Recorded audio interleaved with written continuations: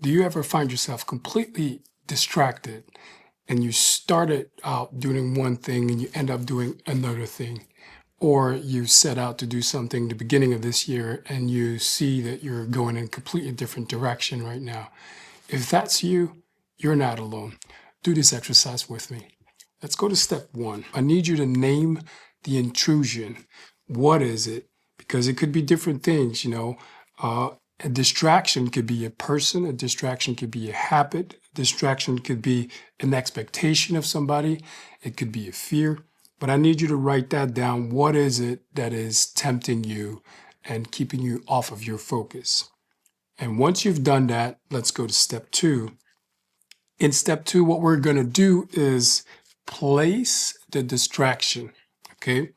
You've named the distraction, and now we need to define where it belongs because not every distraction is bad. Sometimes you may have a great idea, a great project, something is pulling your attention, but it's not the right moment. It's not the right time. It's not the right day, for example. So you need to place it somewhere. Number one is moment and space. Okay. Is this the right moment and space for me to do this? Does this fit within the flow of my day? Should I place it here? Yes or no? Does it fit within the week and the different roles that I'm playing this week? Because we show up in different ways during an entire week. You show up at work, you show up with your friends and family. You have different roles during the week. So where does it fit? And then does it fit within that week? Yes or no? And then the next thing is, does it fit within your life direction? A friend of mine proposed this nice project that was very interesting. I couldn't look into that in detail at that given moment, so I put it in my reminders into later. And the moment I got back to it, I realized that it wasn't something that was aligned with my life goals. It wasn't aligned with the things that I was trying to accomplish. It was a very nice project, but it wasn't for me. So I changed that bucket into life direction and meaning. It was interesting, but it wasn't in the direction that I was going to go with my life. Okay. So I didn't place it in there. Or the next bucket is nowhere and it's just noise. Is it noise? Is it something that doesn't belong in your life? And that's fine. You just put it nowhere. Let's go to step three.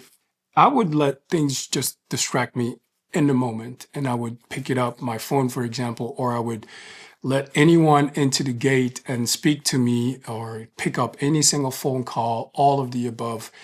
Everything and anyone would just distract me from whatever I was doing. That's me in the past. I need you to think about how you dealt with this in the past. Now let's go to step four and think about the future. Imagine how you could do this better in the future. What does better look like for you?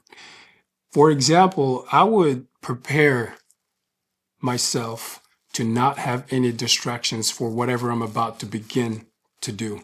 I would make sure that if I don't need my phone for something that I'm about to start, if I don't need my phone, I'm not going to have it with me. If I don't need 7 tabs open, I'm not going to open 7 tabs. Okay, so I'm going to prepare myself to sort things out in those different buckets before I begin to do something. So I make sure that I'm not going to allow myself to distract myself or anybody else to distract myself. How would you do this in the future? Write that down. Now let's go to step 5. How can you take one small step today that will get you closer to that version of yourself later that is better at managing distractions? You can begin with closing one tab, saying no to one invitation, or if you are like me and it's your phone that was distracting you, just make sure that you put it to the side and you can't see it when you don't need it. Listen, live truthfully, live courageously. I did this, so you can do this too. My name is Chris Casona. Keep living an empowered life.